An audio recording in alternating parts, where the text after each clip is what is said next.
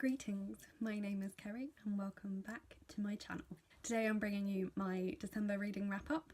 I had quite a good reading month in December in terms of the number of books I read anyway, and actually in terms of rating it was pretty good too. So I read a total of 15 books in December. Of those, 6 were ones that were new to me this year, so most of them I think I'd bought, but I think there were 1 or 2 that were given to me. 4 were borrowed from the library and 1 was an ebook, which is rare. I don't read a lot of ebooks, but I'm gonna start trying to read a little bit more because I have loads that I've downloaded that I never get around to. And 1 was a proof copy sent to me by a publisher. In terms of categories other than novels, there were 2 non-fiction books and 2 short story collections, and 1 book was from my book Death Row. In terms of star ratings, I gave 1 book 2 stars, 4 books 3 stars, 7 books 4 stars, and 3 books 5 stars. So all in all, it was a pretty good month. It was the most books I've read in a month in the year, because I had a goal I was trying to get to. I'm not going to tell you if I hit that goal, you'll have to watch my 2018 wrap up for that. And also in terms of the ratings given, that was 10 books that I really enjoyed, 4 books that were okay, and 1 book that I did not enjoy. So we're going to start with my least enjoyed book. That's the way I tend to do these things. I'm going to work through from my least favourite through to my most favourite. So my least favourite book that I read in the month was Melikan by Alec McQuay. You'll have seen me talk about this a couple of times. This was our Ninja Book Club pick for October, I think it was. And I didn't finish it in October. I barely read any of it in November.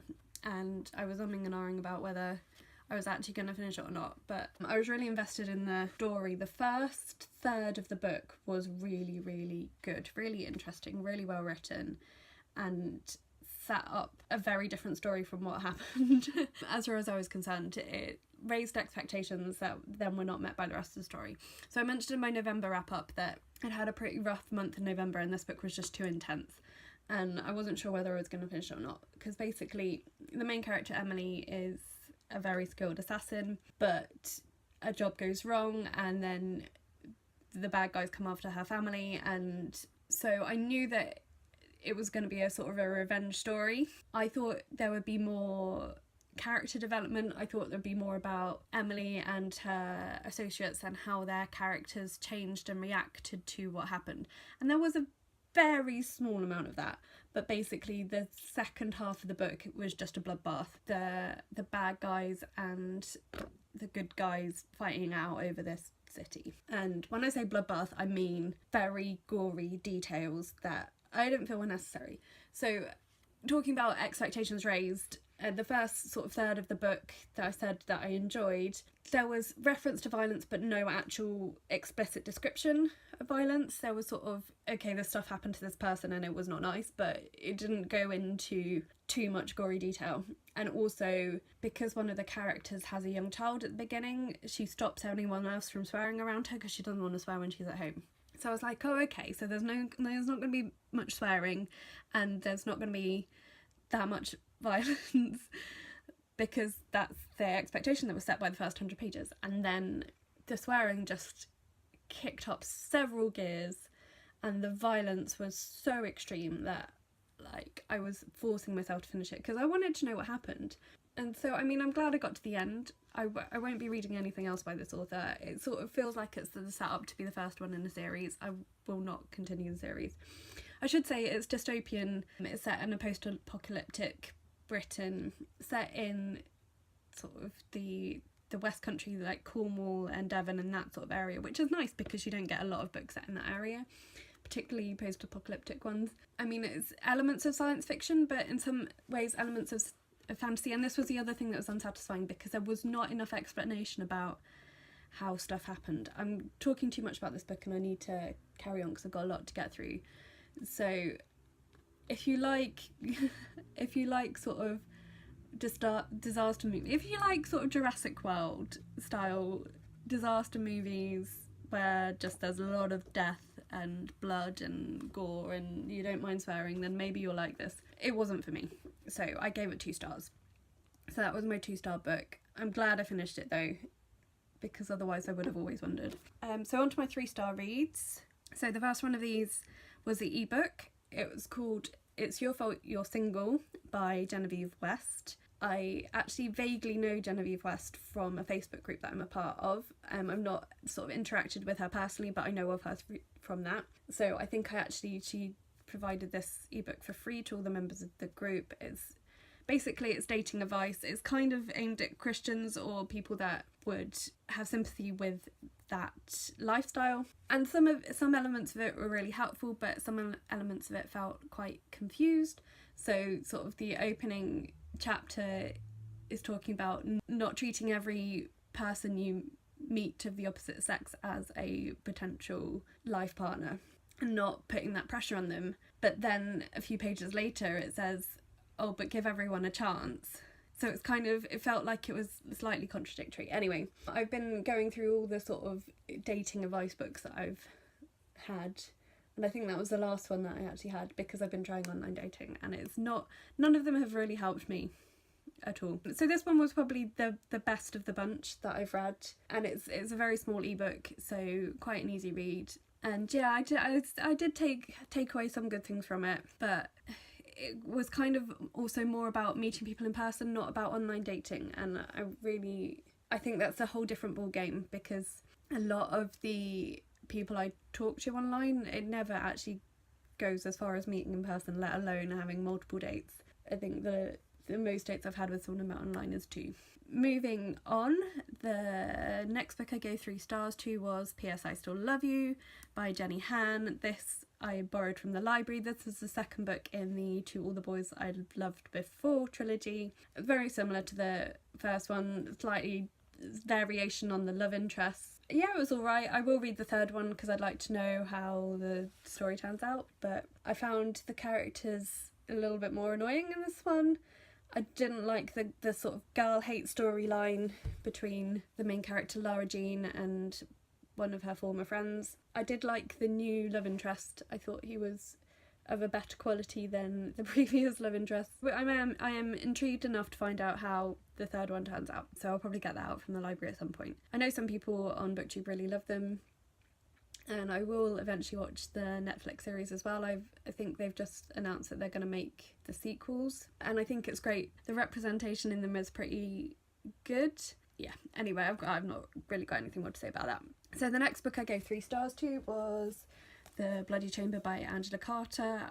These are feminist retellings of fairy tales. They're very weird, and they just weren't really for me. I wanted to like them. The first one, which is actually called The Bloody Chamber, which is the longest one, it's about a third of the length of the book, if not a bit more. That one was alright, and there were maybe 2 others in there that I were like, yeah, they were alright, but most of them I either didn't like the style or I didn't like the content. So the ones that I liked the way they were written, I didn't like what they were written about, and the ones that I liked what the subject, I didn't enjoy the style. And some of them I've dropped it. Yeah, I just was a bit confused, and I felt really stupid. Like, I don't get it. I don't get them. Yeah, they weren't for me, which I'm disappointed about, because I would have thought feminist retellings of fairy tales would be right up my street, but these I just didn't like. And then the last book I gave 3 stars to was my book Death Row book, which was Lifted by Hilary Freeman.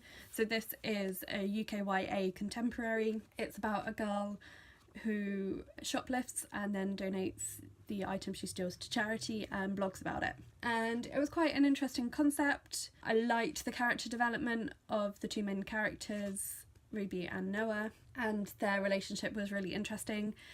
I liked that it was a UK YA, because most of the YAs I read are written by Americans or set in America, particularly contemporaries. So to have them talking about GCSEs and coursework and stuff that felt familiar to me as someone who was a teenager in the UK, it was quite nostalgic for me. The thing that wasn't clear, which kind of felt like it should have been in a novel about shoplifting, was I wasn't sure what the moral message was meant to be. Like, because clearly you would think a book aimed at teenagers would be trying to discourage them from shoplifting, but it did kind of feel like it was glorifying it a little bit. And you don't really see the consequences, sort of a hint of the consequences, but not loads of detail. So anyway, but it was alright. It was one, I got it in a library sale years ago when I lived in Swansea, apparently. It's one of the oldest books I had on my TBR as well. So I'm glad I read it, and now I don't have to keep it. So on to my 4-star reads. My first 4-star read of the month was The Clockmaker's Daughter by Kate Morton. It took me a little while to get into it, which was why it was only 4 stars, because I think all of the other Kate Morton books I've read I've given 5 stars. So this one took a bit of getting used to because it was a slightly different style. It was a bit more magical realism rather than straight historical fiction, which is what she usually does. But I really did enjoy it, particularly the ending. I liked the way that it tied up all the loose ends of the mystery aspect of the story, but sort of left the various storylines slightly open-ended, so it felt like the character stories were continuing, and I really enjoyed that. Kate Morton writes historical fiction over generations, so this was all centred around a house and different people that came and stayed at that particular house and their storylines and how they interact. And she's very clever at that type of book. She's one of my favourite authors, so I really enjoyed this one. If you like historical fiction and the sort of family saga style of novel, she does that really, really well. But this one, as I say, had a hint of magical realism in it. It sort of took it to a slightly different, more fantastical level, which I really did enjoy once I got into it, but it took a little bit of getting used to because that's not what I'm used to from her. So that was really fantastic, and I gave it 4 stars. The next book I gave 4 stars to was A Change Is Gonna Come, which is a collection of short stories written by Black and minority ethnic writers and edited by Mary Bello. Well, this was our Ninja Book pick for November. Really enjoyed it. Some of the stories were really, really good. I don't think there were any that I didn't like at all. There were a couple that I liked more than others. There were a few that I was less sure about, but all of them I did enjoy on some level, and a couple of them were really, really good. So I'm definitely going to be looking out for some of these authors in the future. If you want to read more diversely, this is a really good one to pick up. It's a range of genres as well. There's some poetry, there's some contemporary, there's some sort of sci-fi, fantasy, dystopian elements. Really, really highly recommend this one. The next book I gave 4 stars to was called Rebellion, which is the 4th book in the 100 series by Kass. It's been a few years since I read any of the others in the series. I actually didn't know there was another one until this year, so I picked that up from the library and I really enjoyed it. It was really good to get back into those characters and their relationships and find out a little bit more about what happened to them. If you have seen the TV series, the books are very different. After the original concept is the same, but they go in completely different directions. So I actually stopped watching the TV series when I started reading the book, and some of the characters are different than the main characters. Really good series if you like dystopian science fiction featuring young adults, then I would say it's a really good series, and don't judge it on what you think of the TV series because they're not that similar. The next book that I gave 4 stars to was Circe by Madeleine Miller. Again, I borrowed this one from the library. This was a retelling of the Greek myth.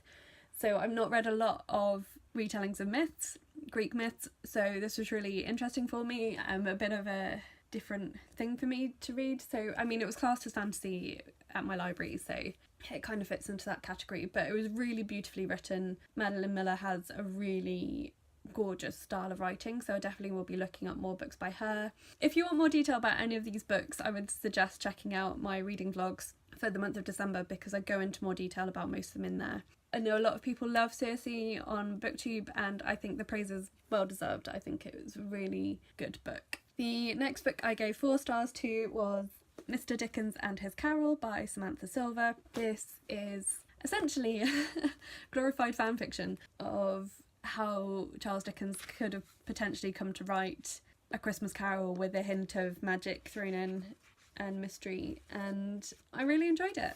This was our Ninja Book Club pick for December to get us all in the Christmas spirit. I read this and I read A Christmas Carol straight after. Christmas Carol's not featuring in this wrap up because it's part of an anthology edition, so I've got to read the other books in the anthology before I can count it. I really enjoyed this. There were a few Americanisms in there. The author's American, that it would have benefited, I think, from a British editor just to sort of iron some of those out, because some of the phrases used sounded really out of place in Victorian London as far as I'm concerned, but then I am not an expert, so. But yeah, I really loved the story, the way it developed. The characters were really believable in that setting, and the way Dickens was portrayed as well was, I think, fairly apt fairly accurate. I really liked the descriptions of some of the other Victorian novelists as well, and their sort of rivalries, so that was really fun. If you're looking for a book for next Christmas to get you in the Christmas mood, this is a very good one. And then the next book that I gave 4 stars to was Of This and Other Worlds by C.S. Lewis. This is a collection of essays on fantasy and science fiction writing. I really enjoyed it. It's a little bit repetitive in places because it wasn't designed, these essays were all published separately and then someone's pulled them together to this collection, so some of the examples overlap and some examples are repeated, but that was fine. There was one bit that I did want to read out, if you'll bear with, because there's often a debate on BookTube and on Book Twitter about adults reading YA and what ages should read what books and all of this stuff, which is just sort of gatekeeping that I don't have time for. A recent debate about that happened around the time that I read this little section that I think was very, very apt. And so C.S. Lewis was this particular bit who's writing about how he came to write the Narnia books. It's from an essay called On 3 Ways of Writing for Children.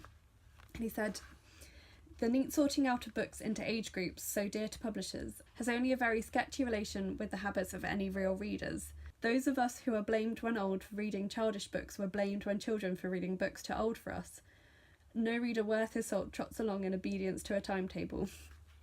So I thought that was very good. Basically his point is read what you want to read and don't let anyone judge you for it. So, and I also really love this cover with the unicorn on it. So yeah, if you like C.S. Lewis, this is a really good little collection of some of his essays, and I mean he's one of my all-time favourite authors, so very close between him and Daphne du Maurier as to who's my actual favourite. So I've got a load of his books still that I haven't got around to reading yet, so I'm just like sort of trying to work through them, so that's that one. Right, the next book that I gave 4 stars to was The Counterfeit Guest by Rose Melikan. This is the second in the Mary Finch trilogy. So the main character is Mary Finch. She is historical fiction with a dash of sort of mystery. More than historical, it's a more mystery with within a historical setting. Drama, intrigue, spying, a little bit of romance. Yeah, just generally an all-rounder. There's it's historical fiction because that's the setting, but the main focus is more on the mystery than on sort of the daily. It's not like a day-to-day. I'm not explaining this very well at all. Anyway, so Mary Finch is a really great character. I've really enjoyed the series so far, and I've got the 3rd one to read. I'm really looking forward to getting to that. There were aspects of this that were sort of maybe slightly unbelievable. Not in terms of the actual plot, like the whole spying, drama, intrigue stuff that Mary gets involved with, I could quite happily believe. The one bit of the plot that I really struggled with was, so the situation Mary finds herself in is that she's spying on her friend's husband. She's staying with them and she's got to find out if he's a traitor. But the bit that I didn't believe was that her friend would actually marry this guy. That was the only bit that really struck me as being quite odd. And I suppose the point being, it's making a point about relationships in that time. So it's set in the late 18th century, around the time of the Napoleonic Wars, and both Mary and her friend Susanna are heiresses who have both recently come into a lot of money, and it's about making prudent choices about who they marry.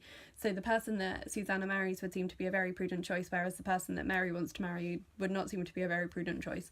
And the fallout of what happens shows that actually is making the point that actually maybe Mary is right about her attitude to relationships more than the people that are trying to advise her to marry well. So I think that was kind of the point it was trying to make about this marriage, but I just didn't find it very believable that Susanna, from the way she's been described, would end up in that marriage. But that was the plot device to get the story going, so that was my only criticism of it, really. It's just very exciting and adventurous, and I sort of, once I got past about halfway through, I just found it really hard to put it down because it's very fast paced and a lot of exciting things happen. So I really recommend the Mary Finch trilogy by Rose Melikan. The first one's called The Blackstone Key, and this was the second one. Right, we are nearly there. We are on to my 5-star reads of the month, 3, and there's only 3, and they're very short. So, well, 2 of them particularly very short. So the first 5-star read of the month was The Wolves of Leninsky Prospekt by Sarah Armstrong. This was a proof copy I received from the publishers Sandstone Press in exchange for a review, so I am filming a full review of this today, and I will link that below when it goes live so that you can check out all my thoughts on this. So I'm not going to go into too much detail of it here because I have the full review coming. Just highly recommend it. I gave it 5 stars. It's released on the 17th of January. It's set in Cold War Moscow, and it's about Martha, who is married to a British diplomat, and it's all about how she tries to find her feet in that society, and very, very good, but there is a full review coming. And then the last 2 books I'm going to talk about together because they're quite similar really in some ways. So the last 2 books I gave 5 stars to were Letters from Father Christmas by J.R.R. Tolkien and The Truth Pixie by Matt Haig. So these are both books aimed at children really. Letters from Father Christmas was letters that Tolkien wrote to his children as if Father Christmas had written them every year. So his children would write to Father Christmas and he would write back, and he'd draw these amazing pictures for them as well of all the different goings on in Father Christmas's factory. So I bought this as a little treat for myself to help me get in the Christmas spirit. I really loved it. I think it's going to become a part of my Christmas tradition every year, and I look forward to having kids that I can read it to, and it's just a really beautiful little book. And then The Truth Pixie, I was given this for Christmas by my brother. It was on my Amazon wishlist since I heard it was coming out. Matt Haig is a brilliant writer. His books are so moving and endearing and touching, and a couple of his adult books were my favourite books of last year. This year he released Notes on a Nervous Planet, which is a bit of a memoir and a talk about mental health, and I really loved that one too. And so when I heard this was coming out, I really wanted to read it.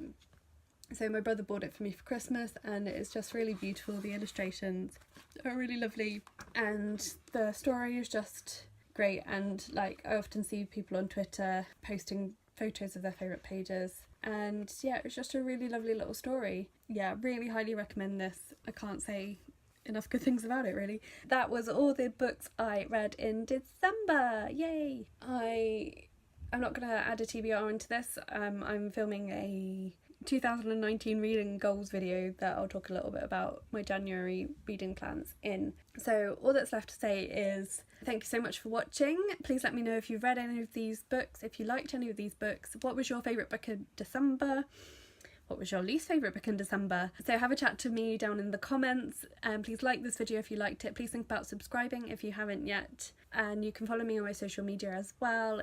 Those links will all be in the description. And that's it. So thank you for watching, and I'll talk to you again soon. Bye!